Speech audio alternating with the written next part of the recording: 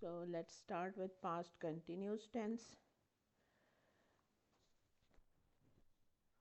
So first of all, we use past continuous tense for any action that was continuous at the time about which we are talking about. यानी हम past के जिस वक्त की बात कर रहे होते हैं उस वक्त वो एक्शन कंटिन्यूस था, कंप्लीट नहीं हुआ था. लाइक लेट्स सपोज कि हम 2 साल पहले की बात कर रहे हैं तो उस वक्त अली यूनिवर्सिटी में पढ़ रहा था. 2 साल पहले अली यूनिवर्सिटी में पढ़ रहा था. कल सुबह वो स्कूल जा रहा था. यानी जिस वक्त की हम बात कर रहे हैं उस वक्त वो एक्शन कंटिन्यूस था, कंप्लीट नहीं था.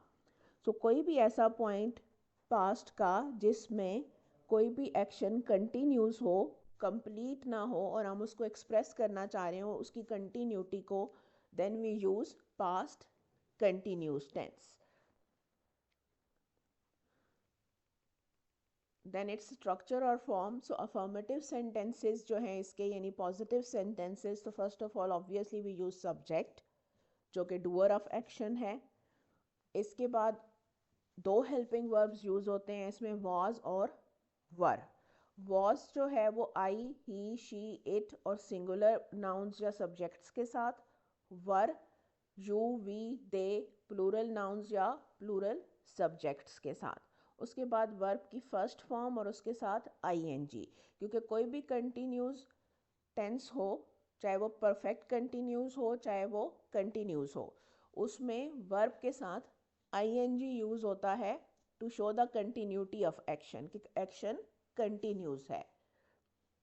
सो वर्ब की फर्स्ट फॉर्म और उसके साथ आईएनजी. उसके बाद ऑब्जेक्ट जो कि ऑप्शनल है, सब्जेक्ट was और were, वर्ब की फर्स्ट फॉर्म उसके साथ आईएनजी फिर ऑब्जेक्ट.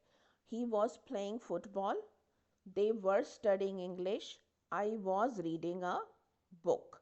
यानी जिस टाइम की हम बात कर रहे हैं उस टाइम पे ये एक्शंस कंटिन्यू थे, कंप्लीट नहीं थे.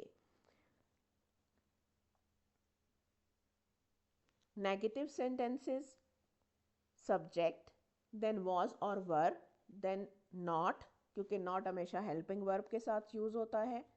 देन वर्ब की फर्स्ट फॉर्म उसके साथ ING and then object. He was not playing football, my friend was not looking at the match, they were not studying English, Ali and Sara were not studying English, students were not studying English, I was not reading a book. सो कोई भी जो plural subject है उसके साथ वर, कोई भी जो singular subject है उसके साथ वॉस. अब बाकी टेंसेस में जो आई है वो प्लूरल हेल्पिंग वर्ब लेता है, जैसे I do not, I am, present में आई एम उसके साथ लग जाता है, आई हैव. तो आई के साथ प्लूरल हेल्पिंग वर्ब्स यूज़ होते हैं, लेकिन पास्ट कंटिन्यूज में आई के साथ भी सिंगुलर हेल्पिंग वर्ब यूज़ होता है, यानी वॉज, आई वॉज. बाकी टेंसेस में आई के साथ भी प्लूरल हेल्पिंग वर्ब यूज़ होता है, लेकिन पास्ट कंटिन्यूज में हम आई के साथ भी सिंगुलर हेल्पिंग वर्ब यानी वॉज ही यूज़ करेंगे. आई वर नहीं होगा, आई वॉज होगा. Then interrogative sentences was were start में आ जाएंगे, यानी हम अपना जो सेंटेंस है we will start it with was और were, then subject, then verb first form with ING, then object. Was he playing football, was my friend looking at the match, were they studying English, were the students studying English, was I reading a book. Negative interrogative sentence structure, meaning कि अगर हमने negative question करना हो, नहीं लगाना हो question में, क्या वो फुटबॉल नहीं खेल रहा था, वॉज वर उसके साथ सब्जेक्ट और उसके बाद नॉट, यानी जो हेल्पिंग वर्ब है और नॉट है उसके बीच में सब्जेक्ट आ जाएगा. then verb की first form, फिर ing and then object.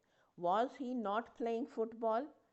Were they not studying English? Was I not reading a book? अब मीनिंग में क्या डिफरेंस है was he playing football और was he not playing football में? कि was he playing football में आप एक सिंपल क्वेश्चन कर रहे हैं कि क्या वो फुटबॉल खेल रहा है, यानी बेसिकली आप ये जानना चाह रहे हैं कि वो फुटबॉल खेल रहा है या कुछ और कर रहा है. Was he not playing football में आप बेसिकली ये कह रहे हैं कि आपके नॉलेज में ये था या आपको उसने बताया ये है कि वो फुटबॉल खेल रहा है, तो फिर वो फुटबॉल क्यों नहीं खेल रहा, और फुटबॉल नहीं खेल रहा तो फिर क्या कर रहा है. बेसिकली यू आर क्वेश्चनिंग और यू आर क्रिटिसाइजिंग कि फुटबॉल नहीं खेल रहा तो फिर और क्या कर रहा है, उसको तो इस वक्त फुटबॉल खेलना चाहिए था. सो जब हम क्वेश्चन में नॉट लगाते हैं तो बेसिकली देन आप सिर्फ सिंपल सा एक क्वेश्चन नहीं कर रहे होते, आप बेसिकली ये क्वेश्चन कर रहे होते हैं कि ये काम क्यों नहीं हो रहा. Were they not studying English? Was I not reading a book?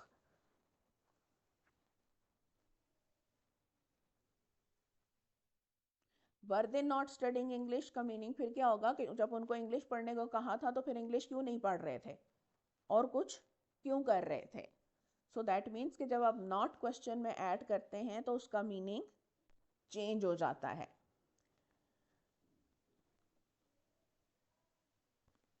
Is this point clear?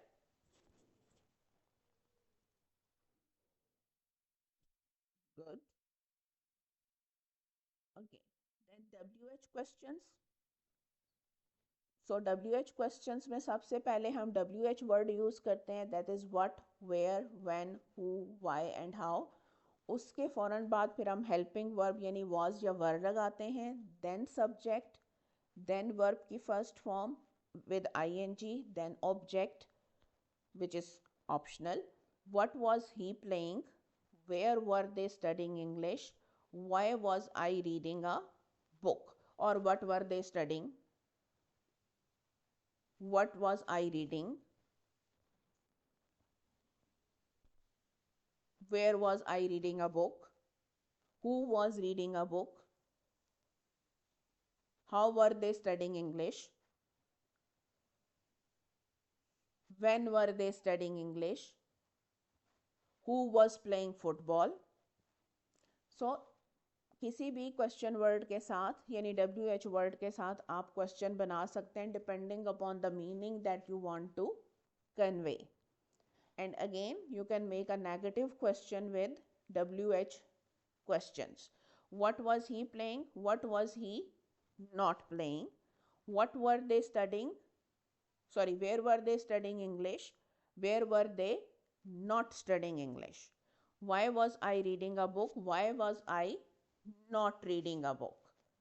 Again जब आप नॉट ऐड करते हैं तो क्वेश्चन का मीनिंग डिफरेंट हो जाता है. Like what was he playing, what was he not playing. So that means कि आप बेसिकली ये कह रहे हैं कि क्या नहीं खेलता वो तो सब कुछ खेलता है.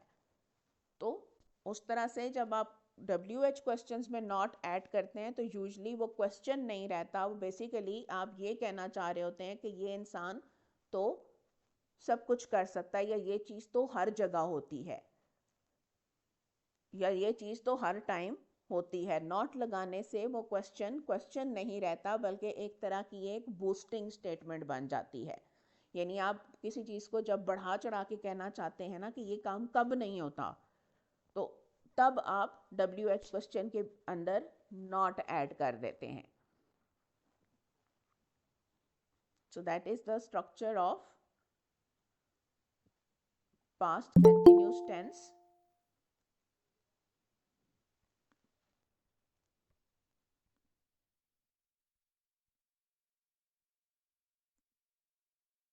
Let's have a recap of the structure. Affirmative sentence structure, subject. After that we will use was or were. Then verb with first form of verb with ing, then object. Was is used with I, he, she, it and singular nouns. Were is used with you, we, they and plural nouns. He was playing football. they were studying English, I was reading a book. Then negative sentence structure, subject, then was were, not, verb, first form, then ing, and then object. He was not playing football, they were not studying English, I was not reading a book. Then interrogative sentence structure,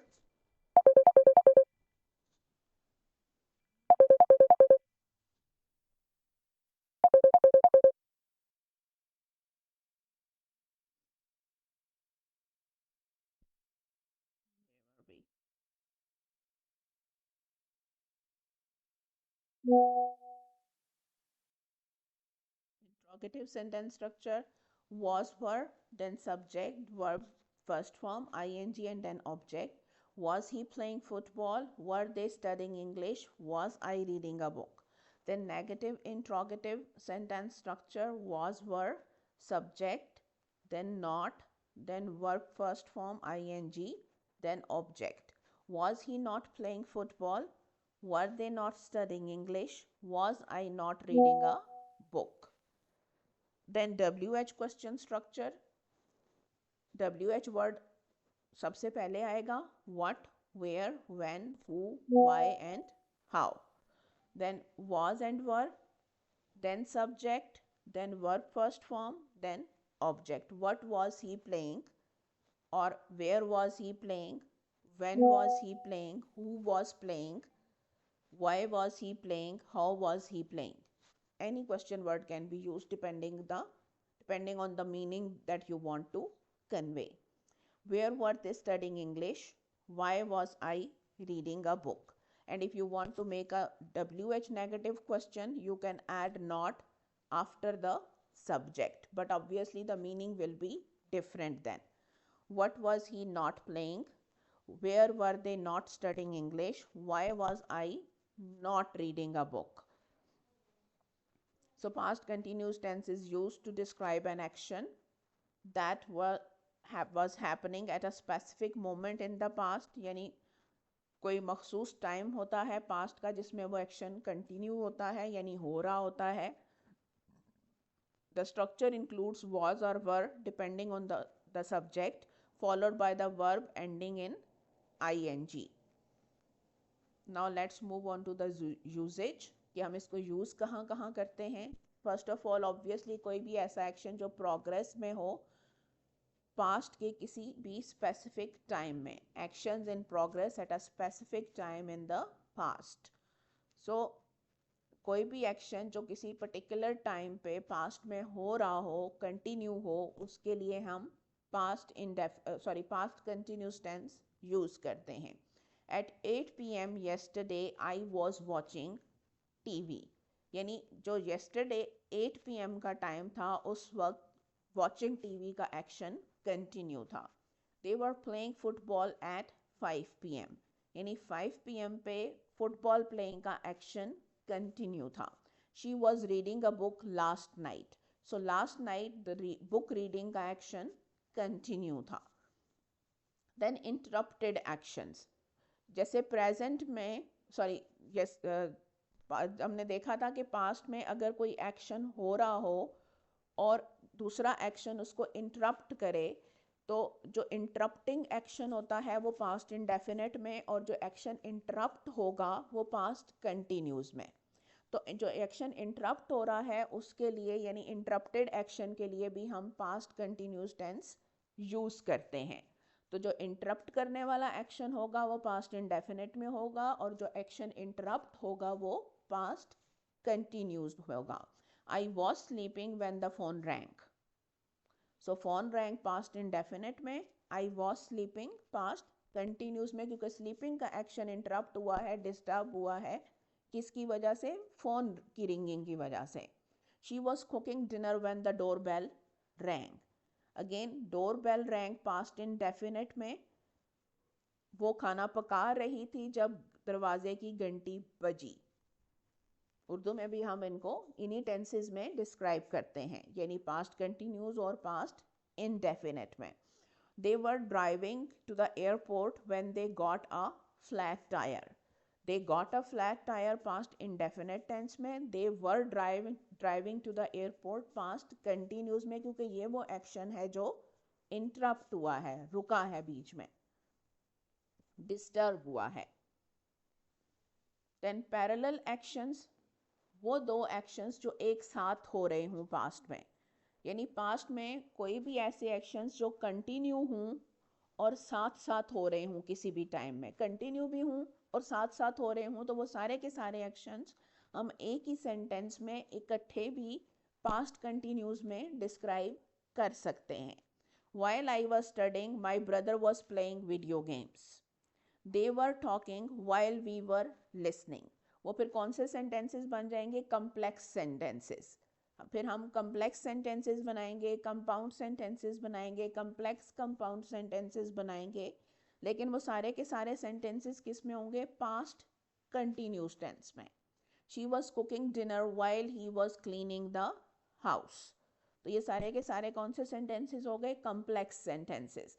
लेकिन दोनों जो part हैं sentence के, यानी जो दोनों clauses हैं, main clause भी और सबऑर्डिनेट क्लॉज भी, या इंडिपेंडेंट और सबऑर्डिनेट दोनों क्लॉजेस जो हैं वो किस में होंगी?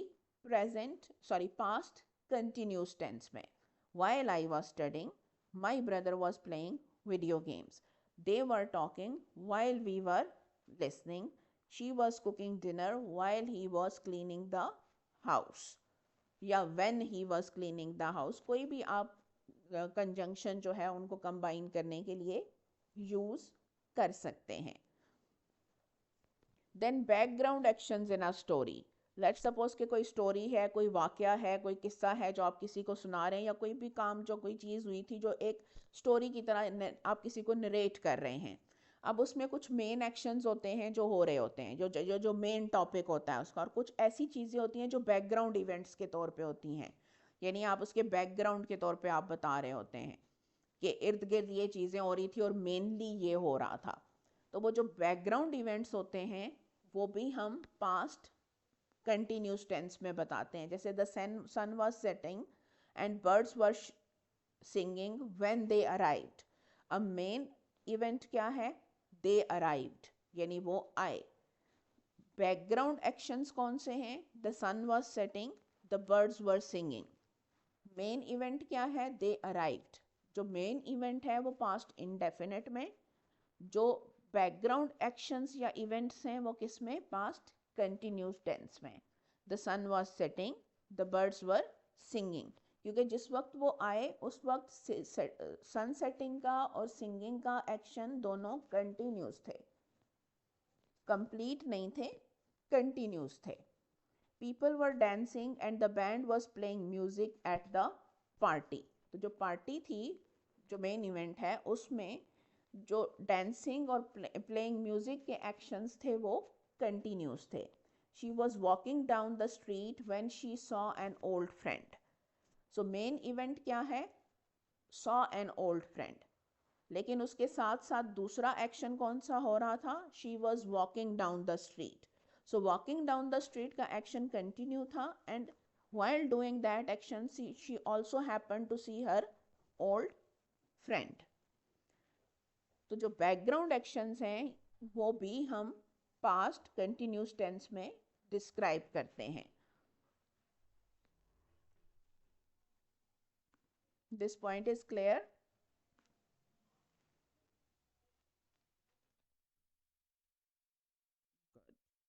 थोड़ा सा ट्रिकी है, थोड़ा सा गौर करेंगे तो क्लियर हो जाएगा। Then temporary actions in the past, यानी ऐसे एक्शंस जो वक्ती हों। ये हमने पास्ट इंडेफिनेट के यूजेज में देखा था कि ऐसे एक्शंस जो पास्ट में परमानेंट थे लेकिन अब नहीं हो रहे, उनके लिए हम पास्ट इंडेफिनेट टेंस यूज़ करते हैं। लेकिन ऐसे एक्शंस जो पास्ट में भी टेम्पररी थे, पास्ट में भी परमानेंट नहीं थे, उनके लिए हम पास्ट कंटिन्यूस टेंस यूज़ करेंगे। He was living in New York for a few months, यानी पास्ट में भी उसका एक्शन टेम्पररी ही था, परमानेंट नहीं था। She was working at the restaurant for the summer. So past में भी उसका रेस्टोरेंट में काम करने का या वर्किंग का जो एक्शन था वो टेम्पररी था। They were staying at a hotel while their house was being renovated. So again उनका जो होटल में स्टे का एक्शन था पास्ट में भी टेम्प्ररी था, तो जो पास्ट का भी कोई टेम्प्ररी एक्शन होगा कुछ टाइम के लिए, कुछ ड्यूरेशन के लिए था पास्ट में भी, उसके लिए भी हम पास्ट कंटिन्यूस टेंस ही यूज़ करेंगे। देन पोलाइट और इनडायरेक्ट रिक्वेस्ट्स और स्टेटमेंट्स, यानी आप किसी को कोई पोलाइट रिक्वेस्ट करना चाह रहे हूँ, कोई इनडायरेक्ट स्टेटमेंट देना चाह रहे हूँ, यानी किसी को डायरेक्टली कोई बात ना बोलना चाहें, थोड़ा घुमा फिरा के करना चाहें, या थोड़ा पोलाइट होके रिक्वेस्ट करना चाह रहे हो, कोई बात कहना चाह रहे हूँ, तो उसके लिए भी आप फिर पास्ट कंटिन्यूस टेंस यूज़ करते हैं। I was wondering if you could help me with this, मतलब रिक्वेस्ट आप अभी कर रहे हैं, प्रेजेंट में कर रहे हैं, लेकिन आई वॉज वंडरिंग यानी पास्ट लगा के कर रहे हैं, because it is more polite. I was hopping, बजाय ये कहने के कि I am hoping, you say I was hoping, because it is more polite. We were thinking, बजाय ये कहने के we are thinking, we were thinking, because it is more polite. और कोई वजह नहीं है पास्ट कंटिन्यूस का स्ट्रक्चर यूज़ करने की सिवाय इसके कि it is more polite way of making a request.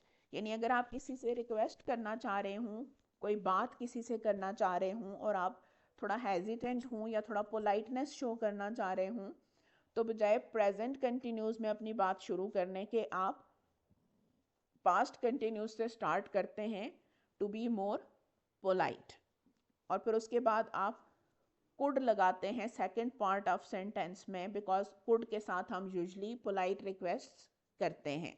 I was wondering if you could help me with this, I was wondering you could lend me your book, we were thinking about going out for dinner tonight, like you can say we were thinking if you could end the class early today, ये आपकी request थी ना आज की, तो बजाय ये कहने के कि we are thinking, you will say we were thinking if you could end the class early today. So this is how we use past continuous tense for polite or indirect requests. So what are its usages? Actions in progress at a specific time in the past, interrupted actions, parallel actions, two actions happening at the same time, background actions in a story, temporary actions in the past, polite or indirect requests or statements. So I hope the usage is clear. Good. Then let's complete the exercise.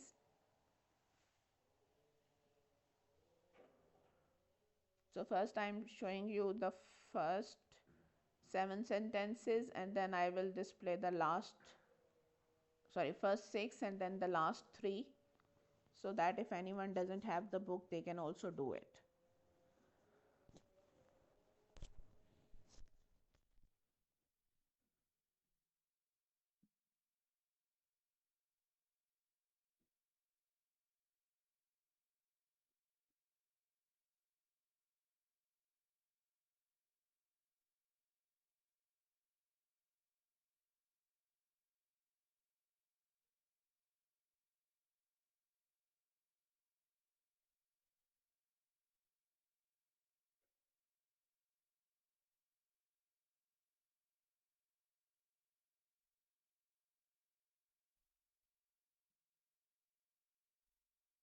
That's all for past indefinite tense. Our next tense will be past perfect continuous. Sorry, past perfect tense.